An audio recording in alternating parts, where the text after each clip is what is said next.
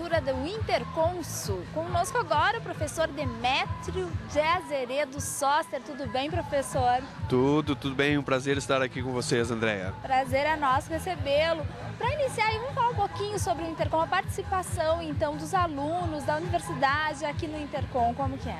A Unisc está representada com 5 trabalhos, 4 de produção em mídia audiovisual, são documentário, animação, documentário e animação, e também por meio de um blog, ele dialoga junto com um jornal impresso, que é um produto laboratório. Então nós temos 5 trabalhos da comunicação, da área de produção em mídia audiovisual e também de jornalismo.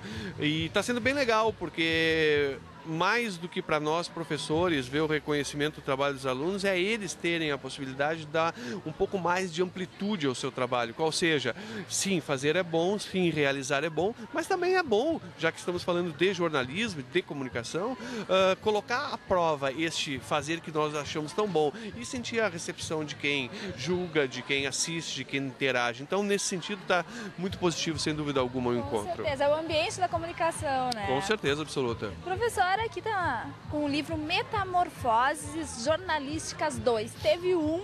É verdade.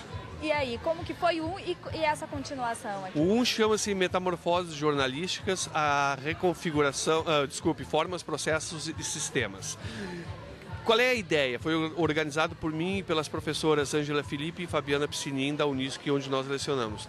A ideia era tentar entender o que acontecia com a comunicação e nela o jornalismo nesse cenário de profunda imersão tecnológica, ou seja, nós estamos em rede, nós temos velocidades altíssimas, os lugares se complexificam, emissão, recepção, essas coisas todas, e isso fatalmente acaba afetando o jornalismo, né? Ou seja, então nós perguntamos e tentamos responder por meio de trabalhos nossos, mas também do Carlos Franciscato, também do Viseu, enfim, do Alfredo Viseu, de vários autores, no sentido de dizer assim, o que está acontecendo com o jornalismo nesse cenário. Bom, isso foi no ano retrasado. Agora, este ano nós estamos lançando Metamorfoses Jornalísticas 2, a reconfiguração da forma.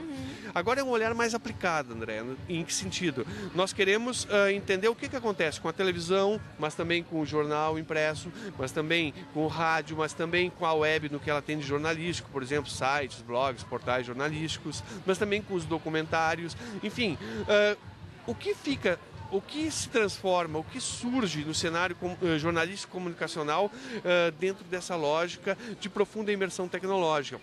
Só para pontuar, professor, quais são as principais transformações que são observadas no livro? Vamos pensar assim, pontualmente falando. A revista sempre teve um texto prolixo, não é verdade? Ou seja, longo, né? A gente chama isso tecnicamente interpretativo, uma das possibilidades. Por quê? Porque tem 7 dias entre uma edição e outra, geralmente, às vezes mais. Existe tempo, né? Existe tempo de leitura.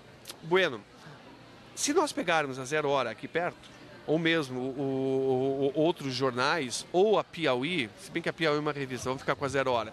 Se nós pegarmos a Zero Hora, a gente vai observar que a Zero Hora está postando cada vez mais em um texto que é próprio de revistas.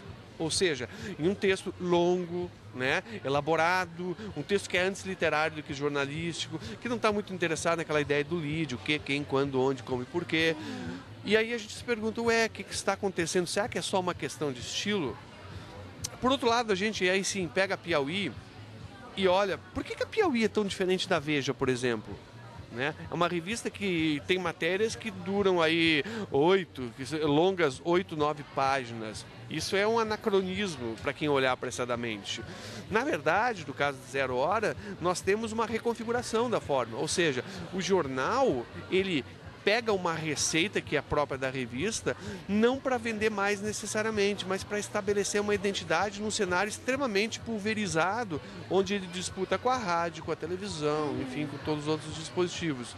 No caso da revista, A mesma coisa. É como se fosse um olhar autocentrado no sentido de estabelecer identidade. Para quê? Para se diferenciar. Hoje nós temos Folha, Estado, Globo com 300 mil exemplares dia. Gente, o JB está quebrado, eram jornais com 1,5 milhão de exemplares, para se ter uma ideia. Então, os veículos nesse cenário, qual cenário? Um cenário onde a notícia está disponível para todos a qualquer momento e gratuitamente. Então, eles têm que se transformarem. Vamos pegar no espectro comunicacional. Nós nos graduamos pensando em emissão, recepção, em e-mail, aqueles locais fixos, quem diz para quem. Gente, cada vez mais nós temos fotos, cada vez mais na televisão nós temos imagens, áudio, enfim, nós temos... celular chegando. Claro, iPhone, também, essas coisas todas, entendeu? Quer dizer, há uma reconfiguração geral. Por exemplo, a questão dos gêneros, editorial, artigo, ensaio, essas coisas todas. Como é que eles ficam na internet? A internet é só opinião no que ela tem de jornalismo, entende? Então são essas questões que esse livro busca trabalhar, só que agora mais focado nos dispositivos. Então aí uma ótima dica de leitura, com certeza, para quem é interessado aí pelos meios de comunicação, pelas formas de comunicação, né, professor? Muito obrigada pela sua participação aqui Eu que conosco. agradeço. Até mais. Valeu, obrigado. Obrigada. TV Fevale na cobertura do Interconsul.